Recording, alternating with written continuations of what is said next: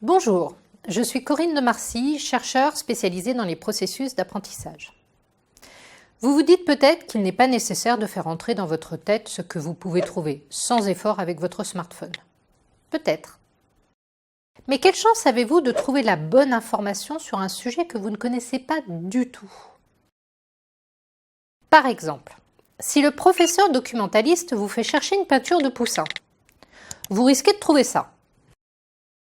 Si vous n'avez jamais entendu dire que Nicolas Poussin était un peintre.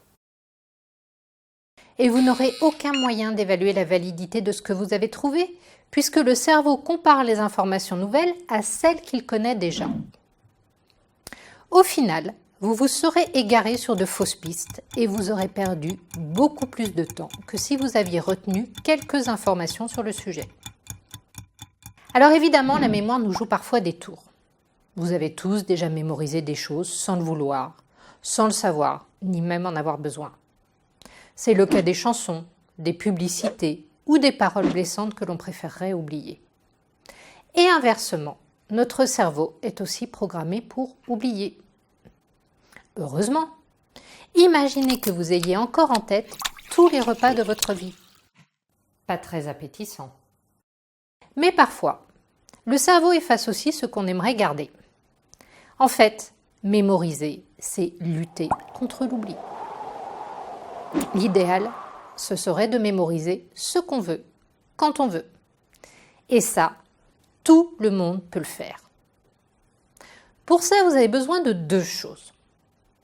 Savoir comment fonctionne votre mémoire pour en avoir le mode d'emploi. Et mettre en place des stratégies personnelles de mémorisation. Alors, comment ça marche? Imaginons que vous ayez une nouvelle recette de cuisine à préparer. Vous regardez les consignes dans un livre de cuisine, vous lisez une étape, la mémorisez, la réalisez et passez à la suivante.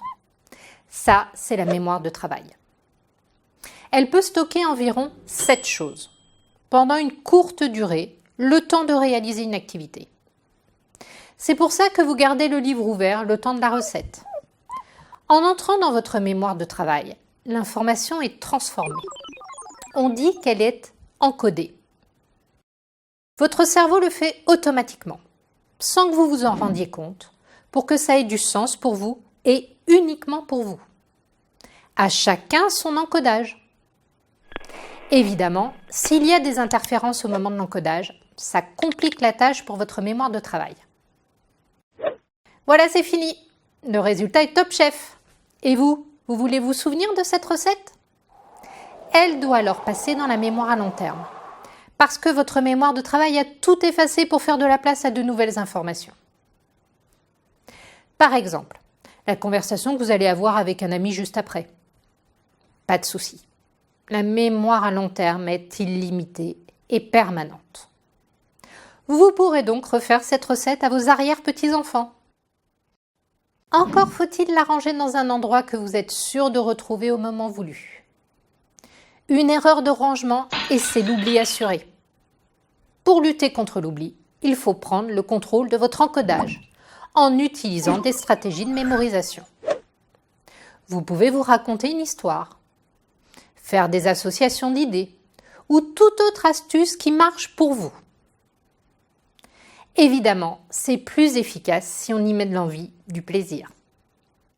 Vous pouvez le décider, c'est un état d'esprit. Ça, c'est mémoriser. Et seulement mémoriser. Apprendre, c'est beaucoup plus de choses. Mémoriser une recette ou apprendre à cuisiner, ce n'est pas du tout pareil. Cuisiner, c'est comprendre chaque étape pour les améliorer ou en inventer. C'est pareil en cours.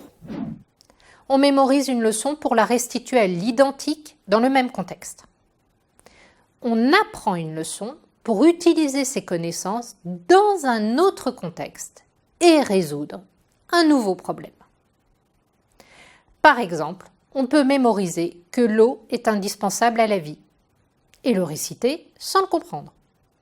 L'apprendre, ce serait déduire de la découverte récente d'eau liquide sur Mars que la vie y est possible. Vous avez tout retenu ?